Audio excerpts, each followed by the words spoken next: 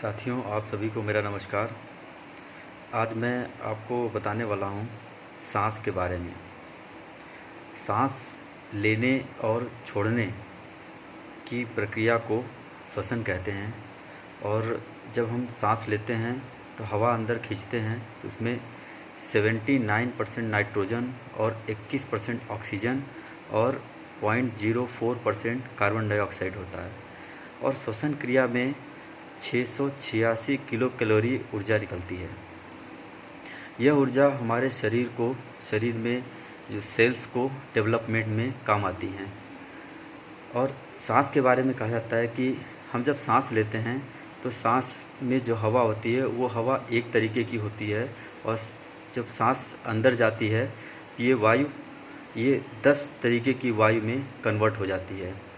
उसको कहते हैं प्राण वायु, अपान वायु, समान वायु, उदान वायु, व्यान वायु, नाग वायु, क्रिकल वायु और देवदत्त धनंजय।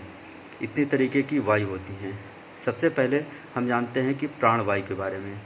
प्राण वायु क्या होती है? ये प्रयाण करती है, यानी हवा का आना जाना, शरीर के अंदर हवा का आना जाना करती है। इसका स्थान होता है दिल, तो इसको हम प्राण वायु कहते हैं।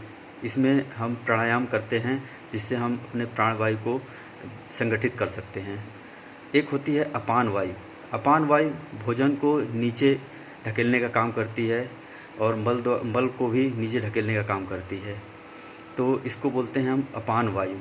और व्यान वायु, व्यान वायु क्या है कि संपूर्ण अंगों को बढ़ाती हुई व्याप्त रहे। और इस वायु में क्या होता है कि रस को निर्मल किया जाता है, यानी हमारे शरीर में जितने भी टाइप के रस होते हैं, एंजाइम्स होते हैं, उस एंजाइम्स को ये बिल्कुल नॉर्मलाइज कर देती है। ये होती है अपान वायु। और इसके अलावा उदान वायु। उदान वायु क्या होती है कि जो वायु स्थान, जैसे कि मर्म स्थान, किडनी हो गया या हार्ट हो गया, लंग्स हो गया, को उद्वेलित करती है, तो उसको हम उदान वायु कहते हैं।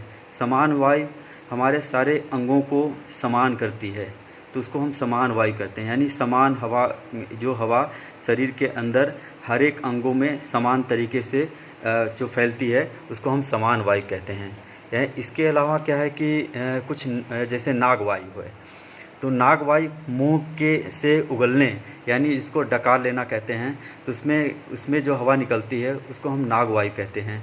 कुर्म वायु क्या होती है? कुर्म वायु आँख की पलकों को ऊपर नीचे करने में जो हवा का यूज होता है, इस्तेमाल होता है, उसको कुर्म वायु कहते हैं। क्रिकल वायु छींक आना, स्नेजिंग, तो उसमें क्या है, क्रिकल वायु होती है। और देवदत्त वायु, जहाँ हम जमाही लेते हैं, याविंग करते हैं, तो उसमें देवदत्त वायु होती है। और धनंजय वायु यह वायु है कि जब हम जब किसी की डेथ हो जाती है तो डेथ के बाद भी ये वायु शरीर के अंदर रहती है और शरीर को फुलाने में काम आती है। और इसके अलावा क्या होता है कि धनंजय वायु कभी कभी क्या है कि बाल को बढ़ाने में या फिर नाखूनों को बढ़ाने में भी काम आती है। ये होती है धनंजय वायु।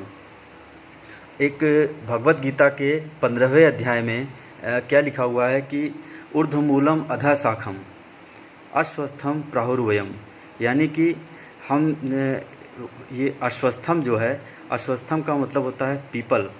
तो ये सारा संसार एक प्रकार से पीपल की तरह है। पीपल की जो जड़ें होती हैं वो पहले ऊपर को जाती हैं, फिर ये नीचे को जाती हैं। और जो पीपल के पत्ते होते हैं एक प्रकार से वेद होते हैं, इसीलिए पीपल की पूजा होती है। और इसके बारे में कहा जाता है कि जब हम ध्यान लगाते हैं तो अपने मन को हम कंट्रोल कर सकते हैं। Thank you so much.